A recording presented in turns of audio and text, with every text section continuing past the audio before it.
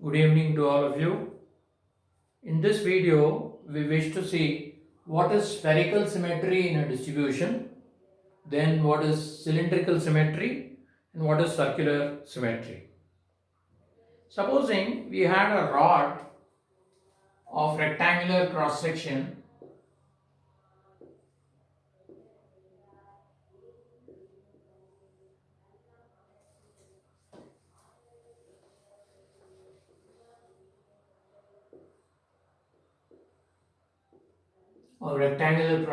like that, and the area cross section is A, and the length of the rod is L, and we are told that the density of the rod is rho, and it is uniform throughout.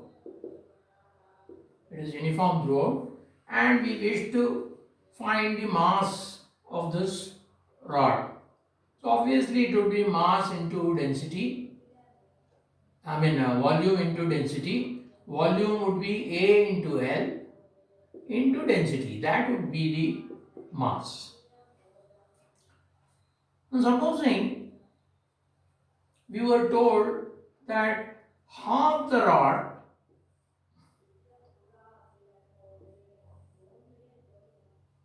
has density rho 1 and another half has got density rho 2, and we wish to find the mass of this. How do we do that? We would find the volume of this portion, which is A into L by 2, multiplied by the density. Find the volume of this portion, A into L by 2 into rho 2. That would be the mass. Now, if you see this density is abruptly changing from rho 1 to rho 2. Whereas we can have a situation whereby the density varies with the distance x from one end. The density could be, say, rho equals b into x, where b is a constant and its unit of b would be in kg per meter raised to minus 4. So that x is in meters and rho will be in kg per meter cube. So here the density is varying continuously. As x changes, the density changes continuously. So we say density here is a continuous variable, whereas the density here in the previous example was a discrete variable. Graphically, how does this look? If you plot density versus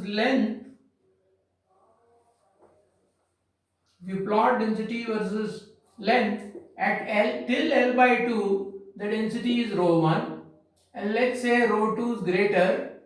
So this is rho 2, this is L. So if you see the graph, there is a break in the graph. At L by 2, the density is discontinuous. If you approach L by 2 from the left hand side, it is rho 1. If you approach L by 2 from the right hand side, it is rho 2. So the density is discontinuous at L by 2. So we say that since the density is not continuously varying, we say there is a discrete variation in the density. Of course, within L by 2 it's continuous. From L by 2 to L it is continuous. But if you take the entire length 0 to L, there is a discrete, it varies discretely. On the other hand, if you plot this, the continuous rho equals bx, rho equals bx would be a straight line like that. This would be bl, the slope would be b. This is the density versus L. It's varying continuously. So, how do you find the mass of this rod? Well, we will have to divide this rod into thin slices. That thin slice should have a thickness, infinitesimally small thickness dx. So we will divide this into a thickness dx, and the volume, elemental volume, infinitesimal volume would be dV, which would be A into dx. Now the mass, the infinitesimal mass dm would be the volume dV, which is A dx, into the density, which is B dx. And to find the total mass, we would integrate. Integral of this, x is the variable varying from 0 to L. So this would be A, B, this would be x dx, integral of x is x squared by 2. If you put the limits, you will get L squared by 2. So that would be the mass. Now let us take a sphere. Supposing we had a sphere of radius r, and let's say the density was uniform. It had a uniform density rho. Now we are on the mass, obviously it would be 4 by 3 pi r cube into rho. But if you are told that rho is b into x again, where x is the distance from the center of the sphere, x is the distance from the center of the sphere. Now this is a continuously varying density. So obviously, if let us say you take a distance x1, if you take a distance x1, the density there would be bx1. If you chose the distance x2, the density there would be bx2. The density there would be bx2. So the density varies from point to point. But if you observe closely, if I consider a sphere of radius x1, at all points on the sphere, the density would be the same. Similarly, if I considered a sphere of radius x2, all points on that sphere would have the same density. This we call as spherical symmetry. So what we now need to do is consider an infinitesimal volume, as we did in the case of the rod, and this infinitesimal volume will be the volume of a thin spherical shell. The spherical shell would have a thickness dx. So you have x and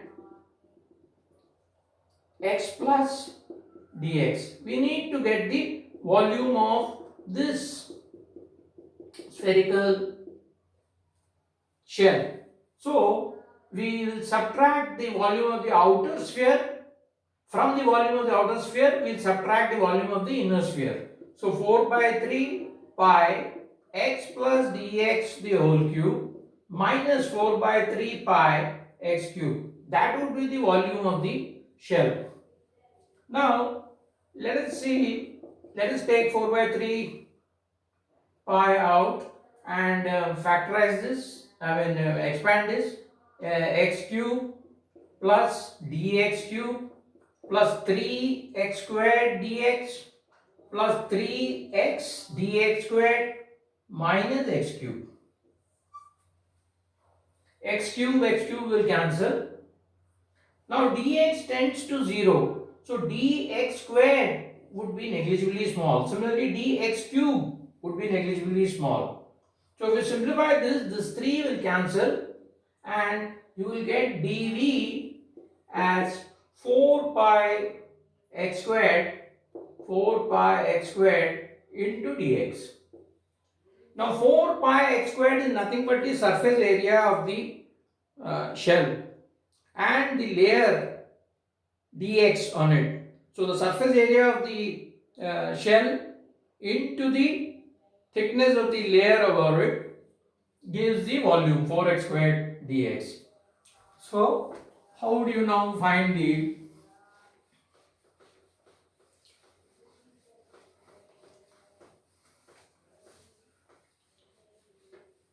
mass dm would be dv into the density. dv we saw was 4x squared dx into the density rho is b into x. So we simply integrate it. So this is what we call as spherical symmetry. The spherical symmetry, as we said, is also called as radial symmetry because the distribution is the same at a given radial distance. At a given radial distance, the value of a quantity is the same. So if you integrate this, this would be 4 pi b. 4 pi b, you will have x cube. So this will be x power 4 by 4. Limits from this is x cube dx is x power 4 by 4. Limits are, so this will be pi b r power 4. That will be the mass of the sphere. Now, let us consider a cylinder. Supposing we had a cylinder, and similarly, if we are given its radius and height, and told that the density rho is constant, we can easily find its mass. The mass would be pi r squared h into rho, the volume pi r squared h into rho. But supposing the density now again varied, the density rho varies as b into r, where r is now the distance from the axis of the cylinder. B into x, b into r or b into x, where b into x is the distance from the axis of the cylinder. So if I showed the cylinder here, let's say this height is h, this radius is r, this is the axis of the cylinder. At a distance x, x is the perpendicular distance of a point in the cylinder from the axis, and if I consider a cylinder of height h and radius x,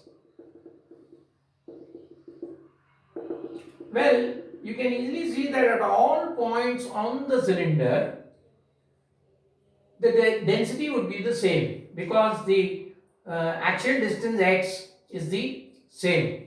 So therefore, this is a case of cylindrical symmetry, or it is also called as the axial symmetry. So how will we now find the volume mass of this? We now have to consider thin cylindrical shells. So this shell would have a thickness dx. So to find the volume of this shell, this would be pi x plus dx the whole squared into h minus pi x squared into h. X plus dx the whole squared into h, pi into x plus dx the whole squared into h is the volume of the outer cylinder, and minus the volume of the inner cylinder, pi x squared into h will give the volume of the cylindrical shell. So this, if we simplify, pi into h comes out, you will have x squared plus 2x dx plus dx squared minus x squared. X squared will cancel, dx squared would be negligible, and we will have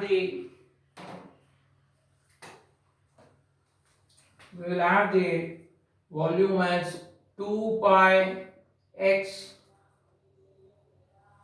into h dx. So if you observe closely again, 2 pi x dx is the curved surface area of the cylindrical shell. 2 pi x into h is the curved surface area. That curved surface area into the thickness of that shell dx gives the volume of the shell. So now you can easily find out the mass. The mass dm is the volume dv into rho. dv is 2 pi x into h dx. Rho is bx. So you have 2 pi h b 2 pi hb. You got h squared dh, that would be h cube by 3, limit from 0 to r. So that would be 2 by 3 pi h b r cube. That would be the mass of the, you are integrating this, mass of the cylinder. So this is the case of a cylindrical symmetry. Now let us take an example of a circular symmetry.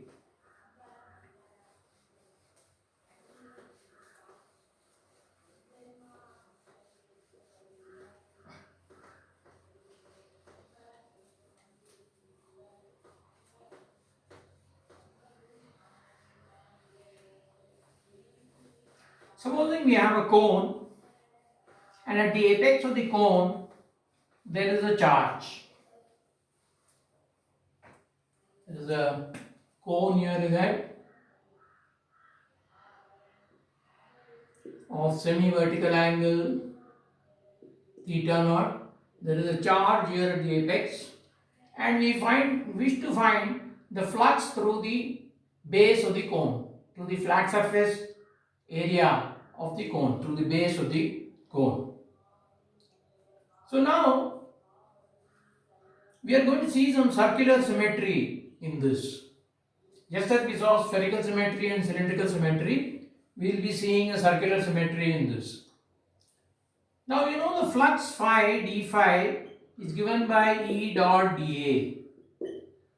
So this would be E dA into cos theta, where theta is the angle between vector E and the area vector. Now if I consider a small area dA here, let's say at a distance r from the center of the base, and if I drew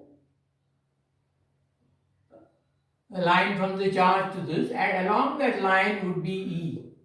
This would be the vector E. This would be the area vector A. This angle is some theta, general theta. Theta naught is the apex angle of the cone. Theta is some general angle variable. So this angle would also be theta.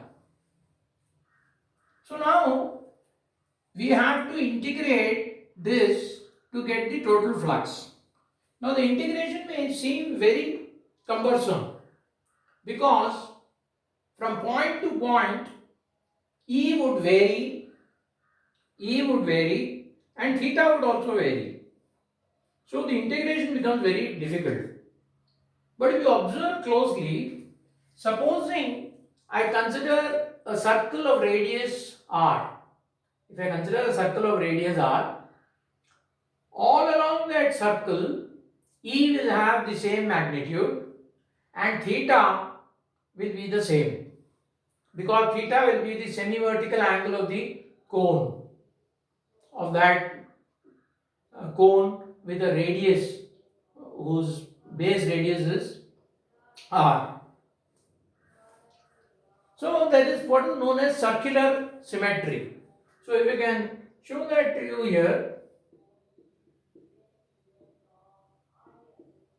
this is r and this is dr. Let us say this distance is x1.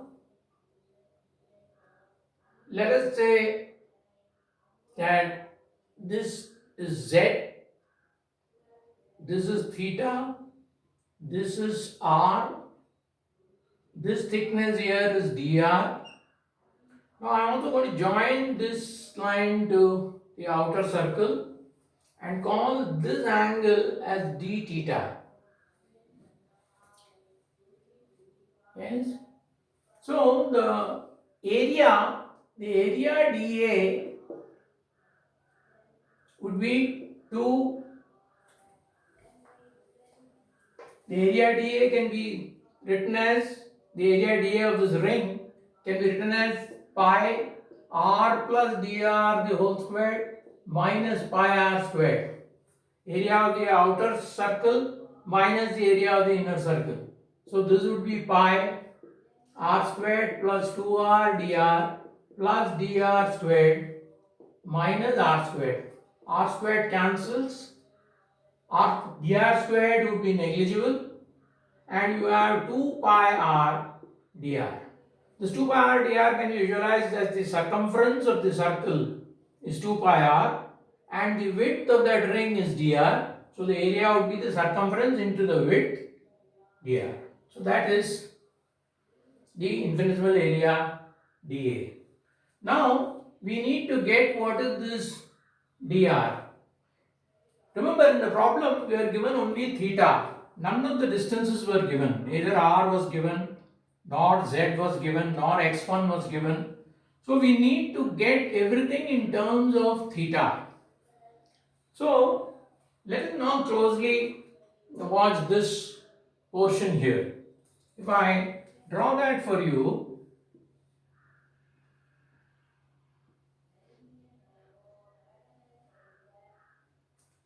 this portion is r, this is r, and this is dr, this is theta. Now what we are, and this is z, this is z. Now if you draw an r of radius z, to cut it like that, this portion would be, if this is d theta, this portion is going to be z d theta. Arc upon radius is angle. So angle into radius z will give you that arc. Now if you see this, since this is an arc of a circle, this is 90 degrees. So therefore, this is also 90 here. Therefore, I can say this angle which we have here, this angle is also theta. So now in this is a right angle triangle, because this is 90 here, there is 90 here and 90 here also. So this is a right angle triangle here, and dr is the hypotenuse and z d theta is the adjacent side. So the dr would be z d theta by cos theta. Z d theta by cos theta. That would be dr. Okay? Or z. If you see what is z, let us get it everything in terms of a single variable. Z is a variable and theta is a variable. But we know the distance x1, the height of the cone, which we have assumed, that is a constant. So I can now relate theta, z and x1. I can say cos theta is equal to x1 by z. So z is nothing but x1 by cos theta.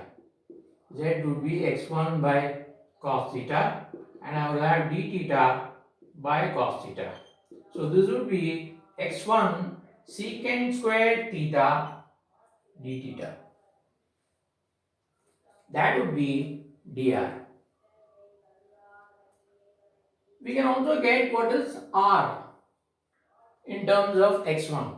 Why we are doing it in terms of x1? Because x1 is a constant, r is a variable, z is a variable, theta is a variable. We want to get everything in terms of theta, so we are getting all the distances, we are getting it in terms of x1. So now I can say tan theta is equal to r by x1. So r would be x1 tan theta. Yes, r would be x1 tan theta. Now there is another way in which you can get dr also. See, we saw that r by x1 tan theta is r by x1. If you differentiate this, you can get dr. You can differentiate dr would be equal to x1, and derivative of tan theta is secant squared theta into d theta. So see this here, by another approach we got dr as x1 secant squared theta d theta. We have the same result here also. dr is x1 secant squared theta dθ. You can follow any method. This is in fact an easier way of doing it. So, we have got what is dr. Now we need what is the electric field. The electric field at that point is given by 1 by 4 pi epsilon naught q by z squared. Z is nothing but x1 by cos theta. So this would be 1 by 4 pi epsilon naught q by x1 squared by cos squared theta, or this is q by 4 pi epsilon naught x1 squared secant squared theta. So we have everything in terms of. So let us write what is the flux now and integrate d phi. Come to this E d phi. The flux d phi was E dA cos theta. E we just now found out there, q by 4 pi epsilon naught x1 squared secant squared theta into dA. What is dA? dA is 2 pi r dr.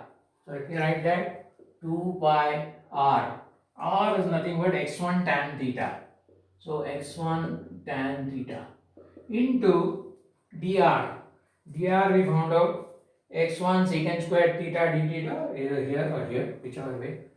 So into x1 secant squared theta d theta. And you have a cos theta here. This cos theta, this cos theta. So see what happens. 2 pi cancels with this 4 pi, you get 2. x1 cancels with this x1 squared. Secant squared theta cancels with this. You have q by 2 epsilon naught. And here you got tan theta cos theta. Tan theta is sin theta by cos theta. So you will have sin theta d theta. That is d phi. So you need to integrate that. So phi would be integral q 2 epsilon naught sin theta d theta. Integral of sin limits from 0 to theta naught. 0 to theta naught. So integral of sin theta is minus cos theta. Put the limit 0 to theta naught. So this will be minus q by 2 epsilon naught. Minus, I brought it out. This will be cos theta naught minus cos 0, which is 1. Or we can write this as q by 2 epsilon naught into 1 minus cos theta naught. That is the flux through the base of the cone. This was a case of circular symmetry. Thank you.